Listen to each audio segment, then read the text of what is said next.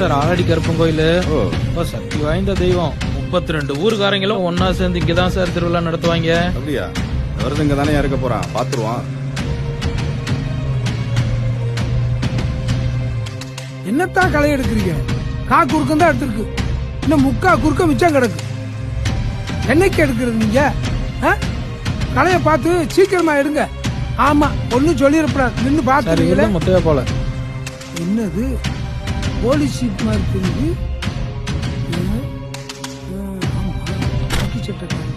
இங்கே வந்து நிக்கிறாங்க.